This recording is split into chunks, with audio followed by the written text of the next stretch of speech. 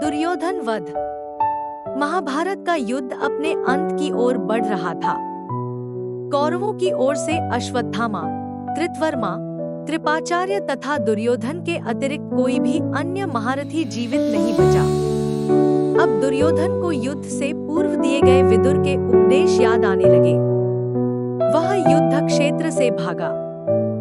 युद्ध में सभी कौरव मारे गए थे, केवल दुर्योधन ही अब तक जीवित बचा हुआ था। ऐसे में गांधारी ने अपनी आंखों की पट्टी खोलकर दुर्योधन के शरीर को वज्रका करना चाहा। गांधारी ने भगवान शिव से यह वरदान पाया था कि वह जिस किसी को भी अपने नेत्रों की पट्टी खोलकर नग्नावस्था में देखेगी, उसका शरीर वज्रका हो जाएगा। इसीलिए गांधारी ने दुर्योधन से कहा कि वह गंगा में स्नान करने के पश्चात उसके सामने नग्न अवस्था में उपस्थित हो, किंतु श्री कृष्ण की योजना और बहकाने के कारण दुर्योधन का समस्त शरीर वज्रका नहीं हो सका। जब दुर्योधन गंगा स्नान के बाद नग्न अवस्था में गांधारी के समक्ष उपस्थित होने के लिए आ रहा था, तभी मार्ग में श्री कृष्ण उसे मिल गए। उन्होंने दुर्योधन से कहा, इतना बड़ा हो जाने के बाद भी तुम अपनी माता के समक्ष पूर्व नग्न होकर जाओगे, क्या तुम्हें लज्जा नहीं आती? इस पर दुर्योधन ने अपनी जंघा पर पत्ते लपेट लिए और गांधारी के समक्ष उपस्थित हो गया। जब गांधारी ने अपने नेत्रों से पट्टी खोलकर उसे देखा तो उसकी दिव्य दृष्टि जंघा पर नहीं पड़ सकी, जिस कारण दुर्योधन की जंघाएं वज्र की नहीं हो सकी। युद्ध के अंत समय में दुर्योधन एक सरोवर में प्रवेश कर गया। उसने कहा कि मेरे पक्ष के लोगों से कह देना कि मैं राज्यहीन हो जाने के कारण सरोवर में प्रवेश कर गया हूँ। वह सरोवर में जाकर छिप गया तथा माया से उसका पानी बांध लिया। तभी कृपाचार्य, अश्वत्थामा तथा कृतवर्मा दुर्योधन को ढूंढते हुए उस ओर जा निकले। संजय से समस्त समाचार जानकर वे पुनः युद्ध क्षेत्र की ओर बढ़े। युद्ध क्षेत्र जनशून्य पाकर वे तीनों पुनः सरोवर पर पहुंचे और दुर्योधन को पांडवों से युद्ध करने का आदेश देने लगे। उनका कहना था कि इस प्रकार जल में छिपना कायरता है। उसी समय कुछ व्याध मांस के भार से थके पानी पीने के लिए सरोवर पर पहुंचे। संयोगवश दुर्योधन को ढूंढते हुए पांडव भी वहां आ गए। व्याधों ने कृपाचार्य, अश्वत्थामा, कृतवर्मा तथा दुर्योधन की बातचीत सुन ली थी। उन्होंने धन वैभव के लालच में पांडवों को दुर्योधन के सरोवर में छिपने के स्थान को बता दिया। पांडव अपने सैनिकों के साथ सिंहनाद करते हुए उस वैपायन नामक सरोवर तक पहुँचे। अश्वत्थामा आदि ने समझा कि वे अपनी विजय की प्रसन्नता के आवेग में घूम रहे हैं, अतः वे दुर्योधन को वहां छोड़ दूर एक बरगद के पेड़ के नीचे जा बैठे तथा भविष्य के विषय में चर्चा करने लगे। बाहर से दुर्योधन दिखलाई नहीं पड़ता था, अतः वे लोग आश्वस्त थे। पांडवों ने वहां पहुंचकर देखा कि सरोवर का जल माया से स्तंभित है और उसके अंदर दुर्योधन भी पूर्ण सुरक्षित है। श्री कृष्ण ने युधिष्ठिर को भी माया का प्रयोग करने का परामर्श दिया। युधिष्ठिर आदि ने दुर्योधन को कायरता के लिए धिक्कारा तथा युद्ध के लिए ललकारा।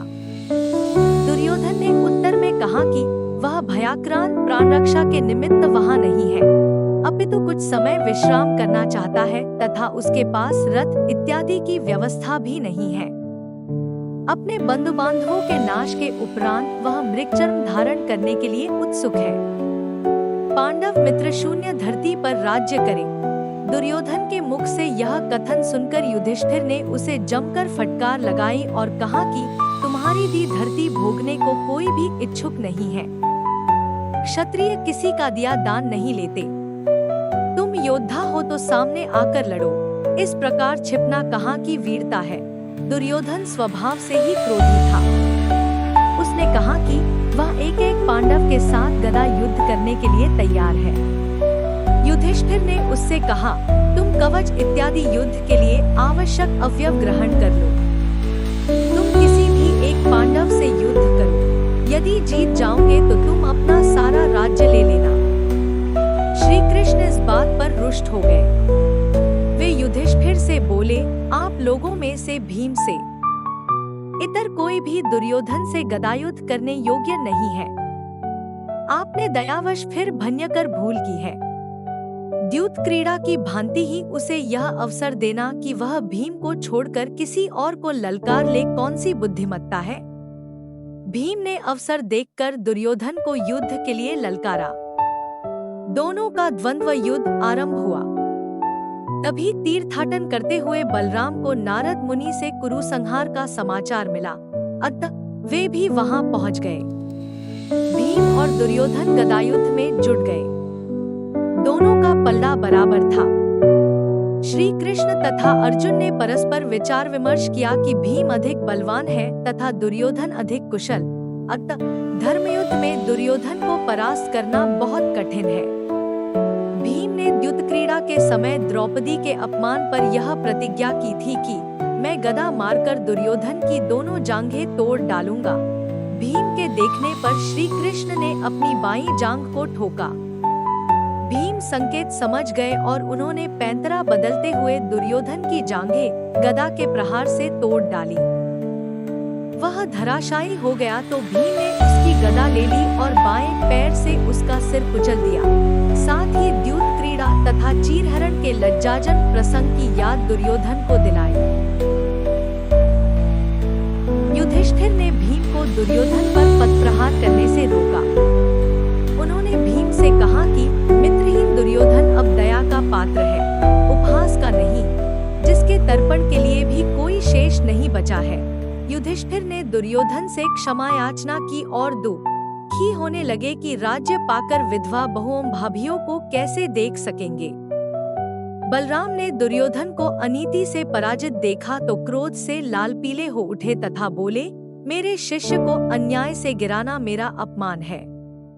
वे अपना हल उठाकर भीमसेन की ओर दौड़े, किंतु श्री कृष्ण ने उन्हें बीच में रोककर बतलाया कि किस प्रकार चीरहरण के समय भीम ने उसकी जंघाएं तोड़ने की शपथ ली थी, किस प्रकार समय समय पर कौरवों ने पांडवों को छला, किस प्रकार अभिमन्यु को अन्याय से मारा गया इत्यादि।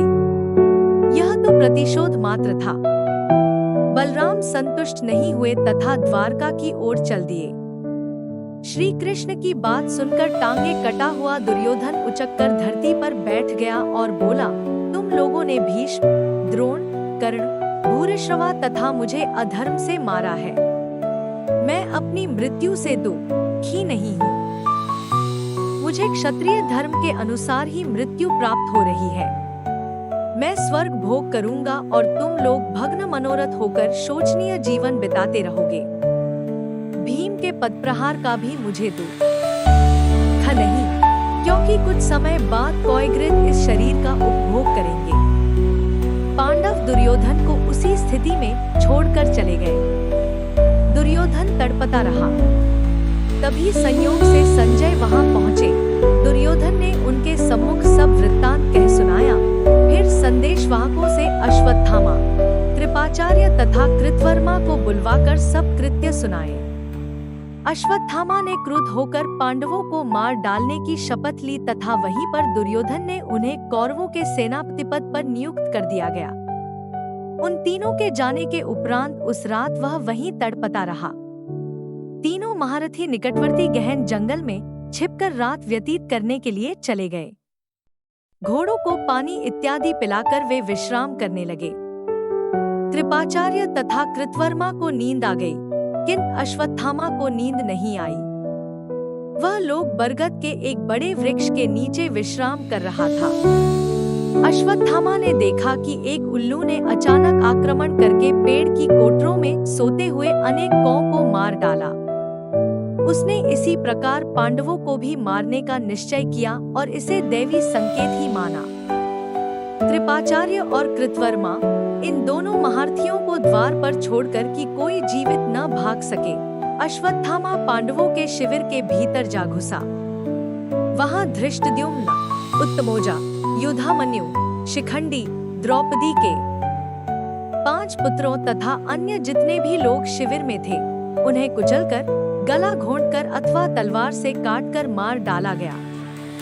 पौ फटने पर शेष दोनों योद्धाओं को साथ लेकर अश्वत्थामा दुर्योधन के पास पहुंचा। दुर्योधन ने रात्रि का मृत्युकांड सुनकर संतोषपूर्वक प्राण त्याग दिए।